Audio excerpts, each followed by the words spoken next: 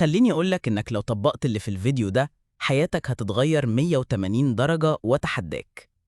كم مرة صحيت من النوم وقلت النهاردة هعمل كذا وكذا، وتيجي آخر اليوم تلاقي نفسك ما عملتش غير 20% من اللي كنت ناوي عليه؟ إيه اللي بيحصل؟ فين الوقت بيروح؟ الحقيقة إن الموضوع مش إن وقتك قليل، لأ، كلنا عندنا 24 ساعة زي بعض بالظبط. المشكلة الحقيقية في إدارة طاقتك وانتباهك، مش في إدارة وقتك زي ما كل الناس بتوهمك. انت تعرف إن المخ البشري بيقدر يركز بجد حوالي 4 ساعات بس في اليوم، ودي دراسة مؤكدة من جامعة ستانفورد. يعني لو عرفت تستغل ال4 ساعات دول صح، حياتك كلها ممكن تتغير. خلينا نبدل الوقت بتاع السوشيال ميديا والموبايل بحاجات فعلا مفيدة وهتغير حياتنا. واحد صاحبي كان بيضيع وقته بالساعات على السوشيال ميديا، تيك توك وسناب وإنستجرام، لحد ما قرر يكتب جدول بسيط. كل يوم يذاكر ساعتين قبل ما يفتح الموبايل. في أول شهر خلص كتاب كامل، وفي تاني شهر بدأ يتعلم لغة جديدة. الحاجة دي فرقت معاه في ثقته بنفسه بشكل رهيب. طيب سؤال ليكم، لو انت ركزت ساعتين في اليوم على حاجة واحدة بس، تتوقع حياتك هتتغير بنسبة قد إيه بعد 6 شهور؟ اكتبولي في الكومنتات، أنا فعلا عايز أقرأ إجاباتكم. خد بالك، اللي بينظم وقته بينام أحسن، والتوتر بيقل بنسبة 25%.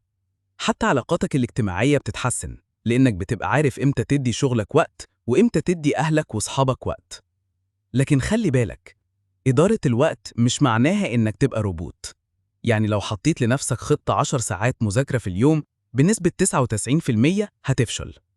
الصح إنك تبدأ بخطوة صغيرة ثابتة وتبني عليها، زي مثل مشهور: القليل المستمر خير من الكثير المنقطع. إزاي نطبق ده بقى بشكل عملي؟ اكتب أهدافك في نوتة في أول اليوم، ويفضل تبقى بطريقة التايم بلوكينج. ولو حابين نشرح الطريقة دي وقد إيه هي ممكن تغير حياتكم، اكتبوا في التعليقات. طبق قاعدة بومودورو: 25 دقيقة شغل في 5 دقايق راحة. شيل أي نشاط ملوش قيمة، بلاي ستيشن بالساعات، قعدة أفي مش لها أي لازمة. كافئ نفسك على الإنجاز حتى لو صغير. قولولي في الكومنتات إيه أكتر حاجة بتسرع وقتكم، السوشيال ميديا، الخروج الكتير، ولا الكسل وتأجيل المهام؟ أنا متأكد إننا كلنا هنلاقي نفسنا في الردود دي. وفي الآخر، فاكرين الجملة اللي بتقول إدارتك لوقتك equal إدارتك لحياتك؟ لو عرفت تدير يومك، صدقني حياتك كلها هتتغير.